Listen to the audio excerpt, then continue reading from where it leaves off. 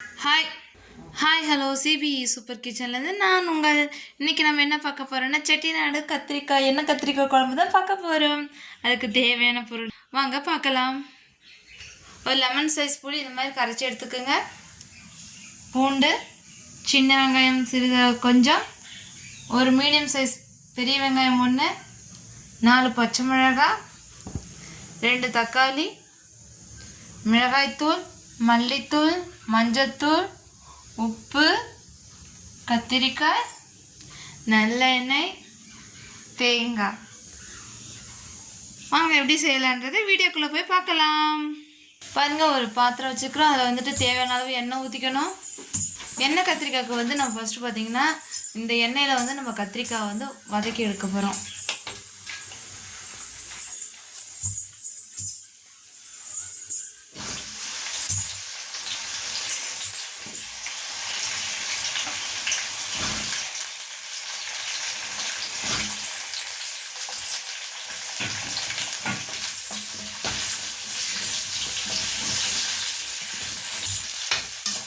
கத்திரிக்காய் பார்த்திங்கன்னா நம்ம நல்லா சுருள இந்த எண்ணெயிலே வதக்கணும்.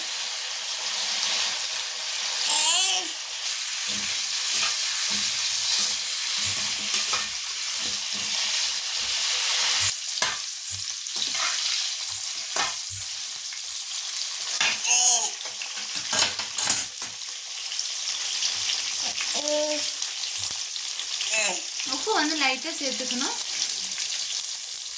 ரொம்ப சேர்த்துடாதீங்க. இந்த காய் எவ்வளோ இருக்கோ அதுக்கு தகுந்த மாதிரி நம்ம உப்பு சேர்த்து நல்லா வதக்கணும்.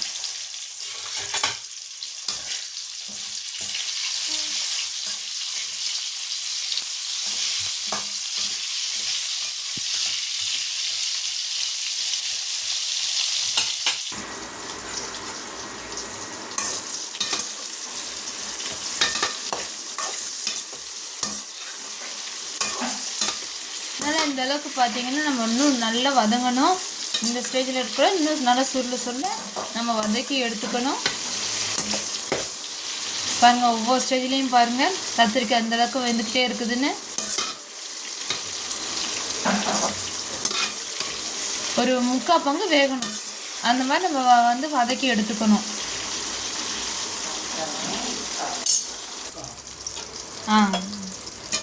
பாருங்கள், இன்னும் கொஞ்சம் நல்லா வதங்கணும். இது அடுத்தடுத்த ஸ்டேஜில் உங்களுக்கு நான் காமிச்சிட்ருக்கேன். நான் எந்த அளவுக்கு கத்திரிக்காய் எண்ணெயில் வேகுதோ அந்த அளவுக்கு தான் நமக்கு டேஸ்ட்டு நல்லா கிடைக்கும். பாருங்கள், எண்ணெயில் எந்த அளவுக்கு நல்லா வெந்துக்கிட்டே இருக்குது பாருங்கள். இன்னும் நல்லா வேகணும், நல்லா வதக்கிட்டே பாருங்கள். நம்ம இந்த அளவுக்கு நல்லா வதங்கிச்சு பார்த்தீங்களா? இதை நம்ம ஒரு தட்டில் எடுத்து வச்சுக்கிறோம். இதிலே நம்ம இந்த எண்ணெயில் நம்ம குழம்பு தாளிக்கலாம். கொஞ்சம் நல்லெண்ணெய், இதோட கொஞ்சம் நல்லெண்ணெய் நம்ம சேர்த்துக்கிறோம். தாராளமாக எண்ணெய் ஊற்றி தாராளமாக கொஞ்சம் எண்ணெய் ஊற்றிக்குங்க.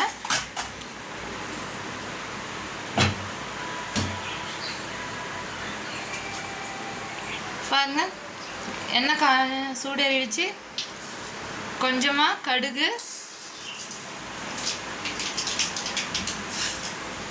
சும்மா இந்த அளவுக்கு வெந்தயம்,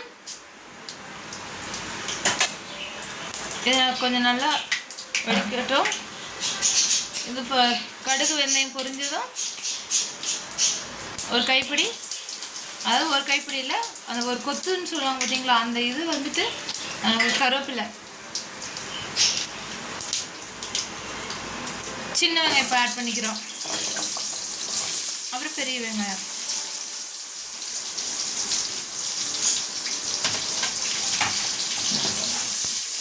இது நல்லா வதங்க விடுங்க.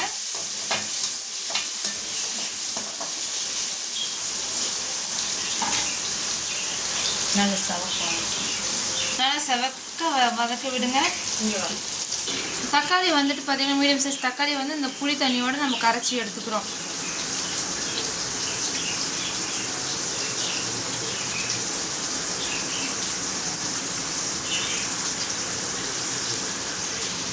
மிளகாய்த்தூள் ஆட் பண்ணிக்கிறோம். 1 ஸ்பூன் மிளகாய்த்தூள், தக்காளி வந்து நல்லா கரைச்சி எடுத்துக்கிட்டிங்கன்னா தான் குழம்பு வந்து நமக்கு டேஸ்ட் இன்னும் கிடைக்கும். மல்லித்தூள் வந்து 3 ஸ்பூன் 4 ஸ்பூன் போட்டிருக்கோம். மஞ்சத்தூள் 1/4 டீஸ்பூன். எந்த அளவுக்கு நமக்கு கரைக்கிறோமோ அந்த அளவுக்கு நமக்கு வந்து டேஸ்ட் ரொம்ப கிடைக்கும். குழம்பு மிளகாய் பொடி 3 ஸ்பூன் சேர்த்துருக்கோம். இந்த குழம்பு மிளகாய் பொடி வந்துட்டு நாங்கள் வீட்டிலே வந்துட்டு ஹோம் ரெடி பண்ணியிருக்கோம்.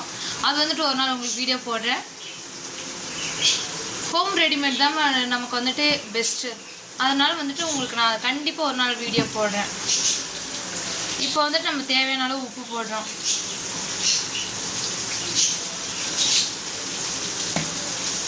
நம்ம வீடியோவில் பார்க்கவே மாட்டேன்றீங்க. ஒரு சில பேர் வந்துட்டு அதில் சப்ஸ்கிரைப் பண்ணாமலே பார்த்துட்ருக்கீங்க. அதனால் நம்மள சேனலை வந்து சப்ஸ்கிரைப் பண்ணுங்கள். நம்ம வீடியோவில் வந்துட்டு தக்காளி தொக்கு இருக்குது, பூண்டு தொக்கு இருக்குது, கம்மங்கூழ் இருக்குது, எத்தனையோ வீடியோ இருக்குது. எல்லாத்தையும் பாருங்கள், பார்த்து சப்ஸ்கிரைப் பண்ணுங்கள். நம்ம பார்க்கலாம். இந்த நல்லா செவக்க வதக்கியாச்சு. இதுக்கப்புறம் வந்துட்டு நம்ம பூண்டும் பச்சை மிளகாயும் ஆட் பண்ணியிருக்கோம். இதையும் நல்லா போட்டு வதக்கணும். நல்லா செவக்க விடுங்க. இந்த அளவுக்கு வந்துட்டு பார்த்தீங்கன்னா நம்ம வெல்லம் சேர்த்துக்கிறோம். வெல்லம் சேர்த்து அதையும் சேர்த்து நம்ம இது பண்ணிக்கலாம். எதுக்காக நம்ம வெல்லம் சேர்க்குறோன்னா இந்த இனிப்பு, காரம், உப்பு இதெல்லாம் சேர்த்து நமக்கு இன்னும் கொஞ்சம் டேஸ்ட் கொடுக்கும். அதுக்காக தான் வந்துட்டு நம்ம வந்து வெல்லம் இந்த அளவுக்கு பாருங்க வதக்கி எடுத்துக்கிட்டோம். நம்ம உங்களுக்கு தேவையான அளவுக்கு குழம்பு கரைச்சிக்குங்க. எந்த ஒரு புளி குழம்பு வச்சாலும் சரி, நம்ம வந்துட்டு இந்த வெல்லம் கொஞ்சம் ஆட் பண்ணாலுமே நமக்கு வந்து குழம்பு வந்து சுவையை நமக்கு வந்து கூட்டி கொடுக்கும். பாருங்க, குழம்பு வந்துட்டு நல்லா கொதி விடணும். இந்த அளவுக்கு நல்லா கொதிக்கட்டும். ஒரு 1/4 மூடி தேங்காய் வந்துட்டு இந்த மாதிரி பார்த்தீங்கன்னா நம்ம நைஸ் பேஸ்ட்டாக அரைச்சி எடுத்துருக்கோம்.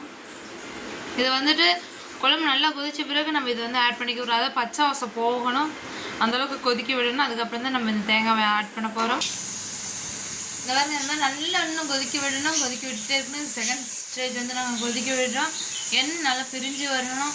எந்த அளவுக்கு கொதிக்கணுமோ அந்தளவுக்கு குழம்பு நல்லா பச்சை வாசம் போகிற வரையும் நல்லா கொதிக்க விடணும். குழம்பு நல்லா கொதிக்கிட்டு எடுத்துக்கிட்டு இந்த ஸ்டேஜில் வந்துட்டு நம்ம கத்திரிக்காய் ஆட் பண்ணியிருக்கோம். கத்திரிக்காய் நல்லா கொஞ்சம் வேக விடுங்க.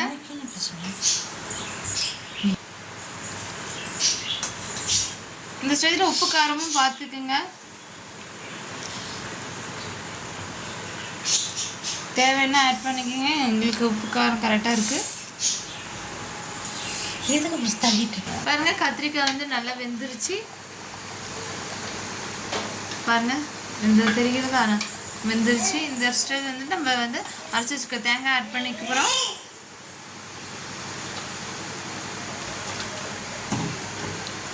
இது போட்டு நல்லா ஒரு கிளறிக்குங்க.